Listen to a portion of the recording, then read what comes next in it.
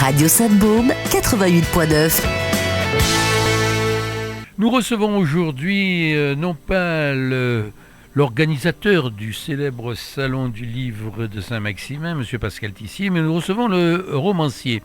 Mais comme je suis toujours un petit peu à l'envers de notre discours, j'aurai plaisir, bonjour M. Pascal Tissier. Bonjour, mon cher Jean-Marc. Eh bien, d'abord, de faire un petit bilan de ce salon du livre qui, d'après les échos, bien sûr, et j'ai eu le plaisir de voir ceci à travers aussi les dires, bien sûr, et les commentaires de notre ami Gérard David, qui était un de vos donc complices pour le succès. Alors, comment s'est passé ce salon ? Écoutez, ça s'est très très bien passé.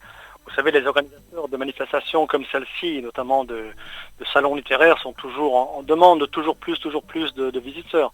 Néanmoins, les gens qui se sont présentés étaient très très intéressés par la littérature et ont pu bénéficier de beaux partages avec les auteurs qui étaient présents. Donc il faut le dire, la librairie, le livre, le papier ont quand même un très bel avenir. En tous les cas, nous faisons tout pour cela, mon cher Jean-Marc, parce que c'est vrai qu'il y a maintenant le livre numérique, mais le livre papier a encore toute son importance. Eh bien, monsieur Pascal Tissier, vous avez donc enlevé le costume d'organisateur et vous allez donc maintenant prendre ce costume de romancier. Romancier, bien sûr, depuis des années déjà, vous faites des livres, suite, je crois, à une très belle carrière. Vous avez quand même été donc un grand serviteur de l'État. C'est vrai, jusqu'à il y a peu de temps encore, j'ai été expert en criminalistique. On appelle ça la police scientifique, mais le terme exact, c'est la criminalistique.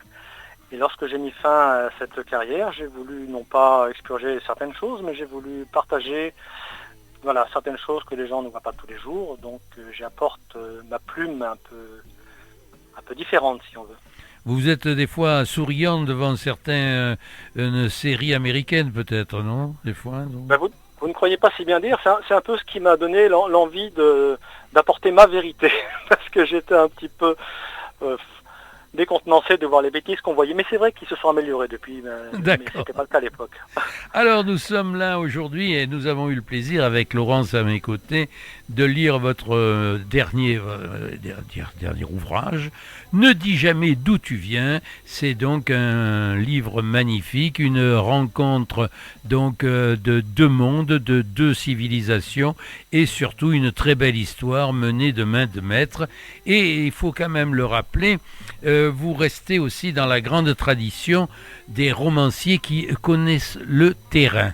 Car en vous lisant, eh bien, on fait vraiment un voyage, et vraiment un voyage instructif, et il faut le dire un petit peu, qui résonne de plaisir et de joie, et aussi des fois donc pas de catastrophe, mais on voit de belles choses. Pourriez-vous nous dire un petit peu en deux mots la vie de ce roman et comment monsieur Alex Guillot, ce jeune archéologue, cette Eurasienne devient donc ici même aussi une de vos éléments fédérateurs de votre magnifique roman, monsieur. Alors c'est vrai que Alex Guillot, comme son nom ne l'indique pas, c'est une jeune femme qui était archéologue et qui a un passé franchement trouble. En effet, lorsqu'elle était enfant, on l'a retrouvée inconsciente sur les rives d'un canal en Bourgogne, bien sûr inanimée, et lorsqu'elle se réveille, elle est amnésique. Pourtant, depuis ce jour, dans sa tête résonne une voix, elle ne sait pas d'où elle vient, cette voix, qui lui dit ne dis pas qui tu es, ne dis jamais d'où tu viens. Si seulement elle le savait, ça l'aiderait beaucoup. Et puis nous avons un autre personnage haut en couleur également, qui lui aussi est eurasien, tout comme Alex. Est-ce une coïncidence ou pas? Ça, c'est l'histoire qui le dira.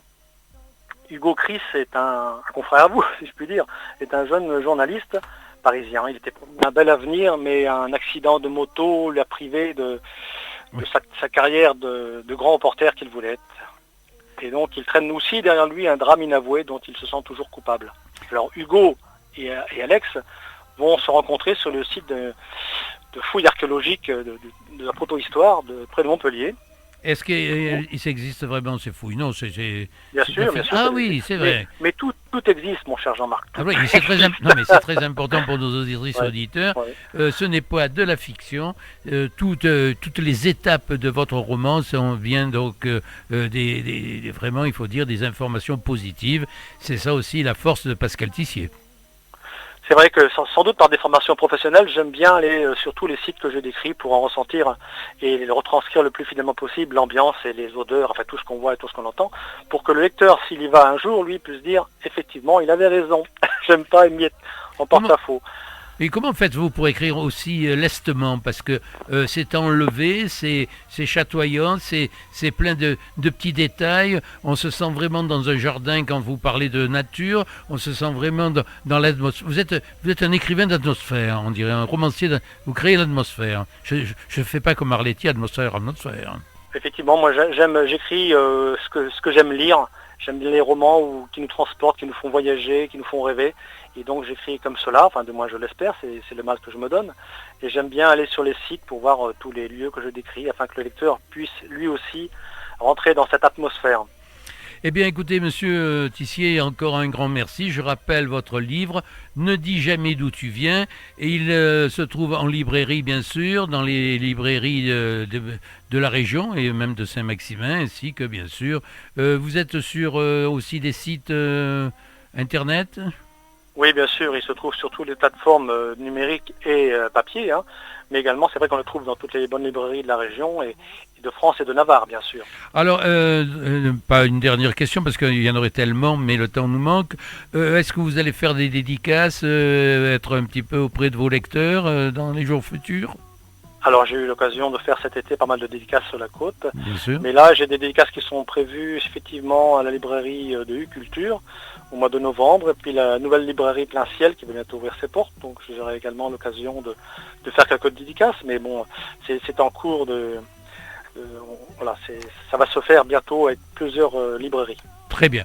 Tout ceci, bien sûr, avec l'aide amicale de nos amis de Vormatin, certainement, qui vont venir un petit peu vous soutenir. Je l'espère bien. Par contre, question, pour le Salon du Livre de Paris, le Conseil Provence-Alpes-Côte d'Azur a un stand. Est-ce que vous êtes aussi présent au Salon du Paris ? Je ne sais pas pour l'instant, c'est l'éditeur qui s'occupe de ces démarches-là. Moi, je le suis bien volontiers où il m'emmène. D'accord. Oui, parce que ça aussi, c'est un effort sympathique, parce que sur le plan national, votre livre a un retentissement déjà méritant et il pourrait donc augmenter. Dernière question, parce que en fait, je vous dis, on n'arrêterait pas de vous poser des questions. Est-ce que ce ne serait pas un petit scénario ou un petit départ pour une saga, pour un téléfilm, vous ne savez pas? Est-ce que ça pourrait se passer Mais ça m'intéresse au plus haut point. Je suis moi-même scénariste et c'est vrai que j'écris mes histoires comme un scénario. Je ne sais pas si vous l'avez lu. C'est vraiment un scénario qu'on peut traduire très facilement en film. Eh bien, donc, monsieur. j'espère qu'un jour. Oui, alors espérons que, en ce moment, certains scénaristes, ou sait-on jamais, certains patrons de chaînes de télévision sont en train de passer dans le Var, ici même, et écoutent notre émission. Donc, n'oubliez pas, chers amis auditrices et auditeurs, d'abord d'être lecteurs et lectrices de ce magnifique roman. Je dis magnifique parce que, franchement, on se dépayse, on vit avec Alex et on vit avec Hugo, et on ne dit jamais d'où tu viens, le titre du roman, mais on dit toujours qu'on écoute Radio Sainte-Baume et on lit Pascal Tissier. Merci mon cher Pascal. Merci Jean-Marc. Radio Sainte-Baume 88.9